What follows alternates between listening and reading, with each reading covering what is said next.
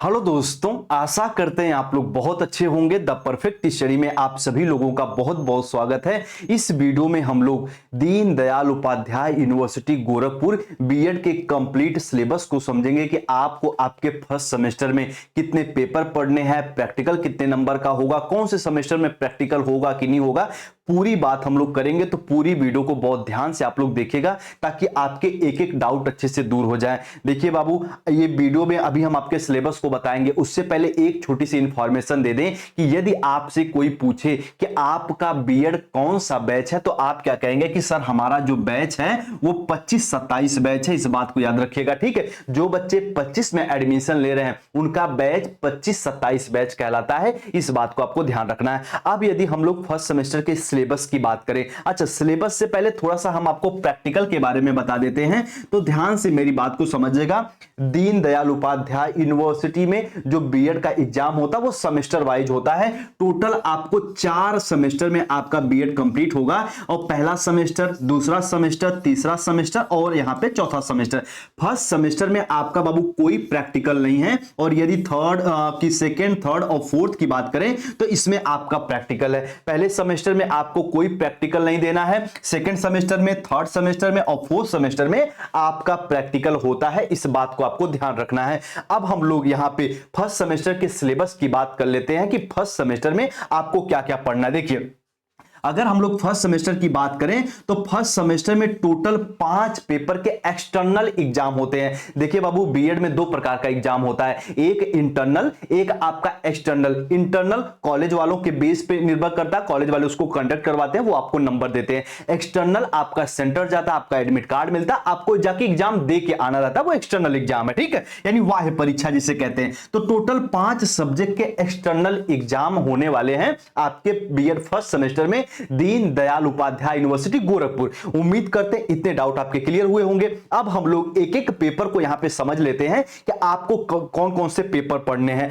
First semester में आपको क्या पढ़ना है? फंडामेंटल्स ऑफ एजुकेशन या शिक्षा के मूलभूत सिद्धांत। इसमें आपको थोड़ी सी फिलॉसफी भी पढ़नी है, थोड़ा सा इसमें शिक्षा के अलग अलग स्वरूप पढ़ने हैं, टीचिंग के कौन कौन से मेथड्स होते हैं, इन सभी चीजों को इसमें पढ़ना है आपको शिक्षा के मूलभूत सिद्धांत में। और उसके बाद दूसरा जो आपका पेपर है ज्ञान और पाठ्यक्रम। देखिए ध्यान से मेरी बात को समझिएगा, नॉलेज एंड करिकुलम, यही यदि आप वीर बहादुर सिंह पूर्वांचल यूनिवर्सिटी में पढ़ रहे होते तो वहां पे थोड़ा सा ना पाठ्यक्रम का पोर्शन ज्यादा है। और यदि हम दीनदयाल उपाध्याय यूनिवर्सिटी की बात करें तो यहां पे आपका ज्ञान का पोर्शन थोड़ा सा ज्यादा हो जाता है कि ज्ञान कैसे प्राप्त करते हैं, क्या जो अनुभव के माध्यम से ज्ञान प्राप्त करते हैं वही सत्य है, और ज्ञान में और नॉलेज में भी क्या अंतर है। कभी कभी देखते हैं कि जो पश्चात दार्शनिक हैं वो कहते हैं कि नॉलेज हमेशा सटीक व सही होता है, लेकिन ज्ञान में हम सुधार कर सकते हैं। ज्ञान और नॉलेज में भी वो अंतर बताते हैं, उसकी बात भी हम यहां पे करेंगे।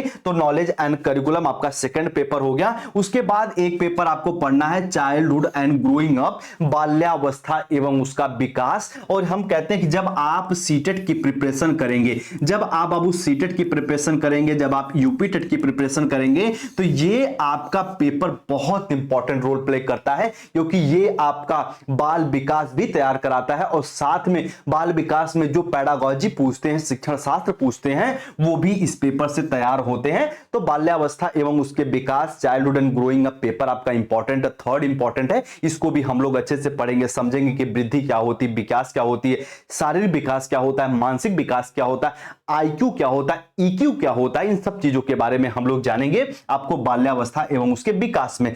फोर्थ पेपर आपका इंपॉर्टेंट है, ये आपका कंटेम्पररी इंडिया एंड एजुकेशन, समकालीन भारत और शिक्षा, यानी भारत में शिक्षा का विकास कैसे हुआ, कौन से पीरियड में शिक्षा का क्या स्वरूप था, इन सभी चीजों को आपको कभी आप पढ़ेंगे कि हमारे वैदिक काल में शिक्षा का क्या स्वरूप था, बौद्धिज्म में शिक्षा का क्या स्वरूप था, फिर आप आ जाएंगे इस्लाम में शिक्षा का, यानी मेडुअल पीरियड में शिक्षा का क्या स्वरूप है, इस प्रकार से आधुनिक में कैसे शिक्षा में कौन कौन से सुधार हुए, इन सभी चीजों को पढ़ना है। एनईपी के बारे में पढ़ना है, एनईपी 2020 के बारे में भी पढ़ना है। तो ये contemporary India and education paper भी आपका इंपॉर्टेंट है, इसकी भी क्लास हम आपको प्रोवाइड करेंगे इसी चैनल द परफेक्ट स्टडी पे। ये 4 पेपर बाबू आपके कॉमन है। अब यदि हम लोग बात करें आपके ऑप्शनल पेपर की, तो जो आपका 5th नंबर का पेपर है बाबू, ये आपका ऑप्शनल पेपर है। इनमें से किसी एक का चुनाव कर सकते हैं, या तो आप ए का या आप यहां पे बी का, इनमें से कोई एक पेपर आप लेके एग्जाम दे सकते हैं। कहेंगे सर आप कुछ सजेस्ट करिए कि क्या लेके पढ़ें,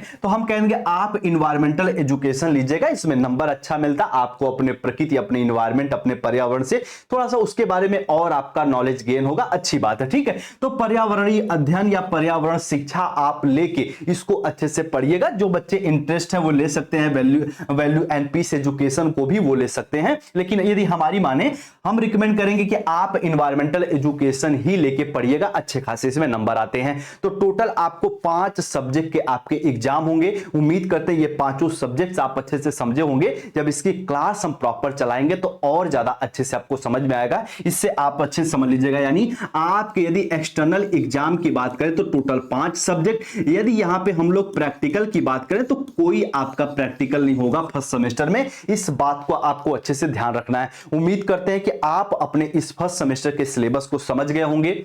फिर भी आपके मन में कोई डाउट, कोई कंफ्यूजन हो सकता है, आपका फर्स्ट सेमेस्टर हो तो आपके मन में बहुत सारे संशय उठ रहे हो, बहुत सारे कंफ्यूजन हो, तो आप इस व्हाट्सएप नंबर पे मैसेज करके हमसे कुछ भी पूछ सकते हैं। As a teacher, as a बड़ा भाई, हम बिल्कुल आपको रिप्लाई करने का पूरा प्रयास करेंगे, ठीक है। ये द परफेक्ट स्टडी का टेलीग्राम चैनल है, द परफेक्ट स्टडी, डिस्क्रिप्शन में लिंक है, आप ज्वाइन कर लीजिएगा टेलीग्राम पे या सर्च कर लीजिएगा। उसके साथ साथ ये दोनों यदि चलाते हैं तो ज्वाइन करिएगा, नहीं चलाते तो कोनो विशेष जरूरत नहीं है, अभी पढ़िए आप लोग मन से। उम्मीद करते हैं पूरी बात आप लोग खूब बढ़िया से समझे होंगे। मिलते हैं हम लोग अपने क्लास में, और पूरी इंफॉर्मेशन समझ में आई तो कमेंट सेक्शन में अपना फीडबैक दीजिएगा। फिर भी आपके मन में कोई डाउट, कोई संशय है तो कमेंट सेक्शन में कमेंट भी कर सकते हैं और व्हाट्सएप पे डायरेक्ट मैसेज भी कर सकते हैं, हम आपका रिप्लाई करेंगे, ठीक है। चलिए आप लोग अपना ख्याल रखिए, खूब बढ़िया से पढ़िए, जहां रहिए सेफ सुरक्षित रहिए। आप सभी को नमस्ते, जय हिंद।